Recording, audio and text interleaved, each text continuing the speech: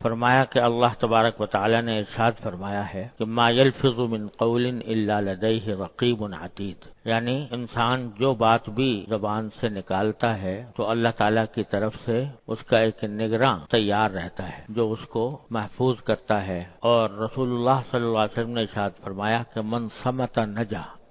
جو شخص خاموش رہا اس نے نجات پائی۔ اس پر حضرت والا حضرت حکیم الامت قدس اللہ تعالی سرہ نے ارشاد فرمایا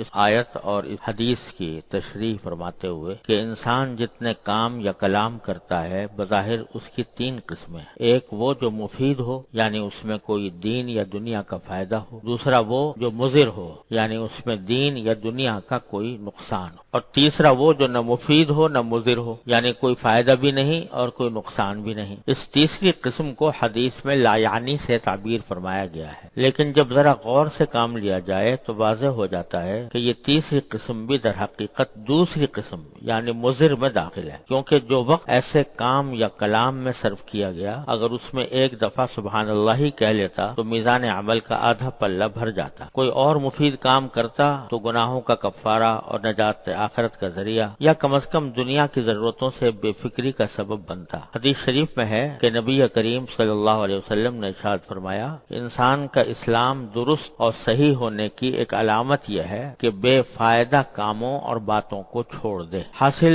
اس ساری گفتگو کا یہ ہے کہ اللہ تبارک و تعالی نے اپنے فضل و کرم سے ہم سب کو بات کرنے کی جو صلاحیت زبان کے ذریعے عطا فرما رکھی ہے، یہ اتنی بڑی نعمت ہے کہ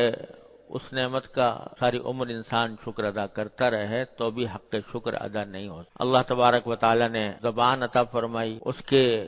اندر گویائی عطا فرمائی، یعنی بولنے کی طاقت عطا فرمائی۔ اگر کسی آدمی کو بیٹھے بٹھائے بولنے کی طاقت کی سلب ہو جائے تو اللہ بچائے کتنی بڑی آفت، کتنی بڑی مصیبت اس کو سمجھے گا، اور اس کو دور کرنے کے لیے اور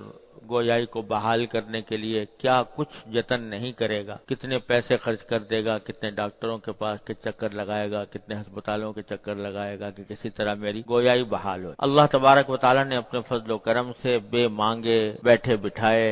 اللہ تعالیٰ نے یہ نعمت عطا فرما دی ہے، کوئی پیسہ خرچ کرنا نہیں پڑا، کوئی محنت نہیں کرنی پڑی، اللہ تعالیٰ نے دے دی، تو اس کا احساس نہیں ہوتا کہ کتنی بڑی نعمت اللہ تعالیٰ نے دے رکھی ہے۔ بعض مرتبہ چند لمحوں کے لیے بھی انسان کے اوپر ایسی حالت طاری ہو جاتی ہے، زبان بند ہو گئی، گلا بیٹھ گیا وغیرہ وغیرہ، اس وقت کی تکلیف کا آدمی اندازہ کرے تو اس وقت اللہ تعالیٰ کی نعمت کی قدر ہوتی ہے، اور اس کی قدر یہ ہے کہ اس کو صحیح مصرف میں استعمال کیا جائے اور لایعنی گناہوں سے اور لایعنی چیزوں سے اس زبان کو بچایا جائے۔ زبان کو گناہوں سے بچانا اور لایعنی یعنی بے فائدہ فضول گفتگو سے بچانا یہ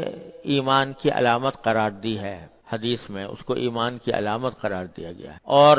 اگر یہ اہتمام نہ ہو، زبان کو کھلی چھوٹ دے رکھی ہے کہ جو چاہے بولتی رہے، جو چاہے کہتی رہے، تو اس کے نتیجے میں یہی زبان انسان کو اللہ بچائے جہنم میں ڈال دیتی۔ حدیث میں رسول کریم سرورت عالم صلی اللہ علیہ وسلم کا یہ ارشاد مروی ہے کہ فرمایا کہ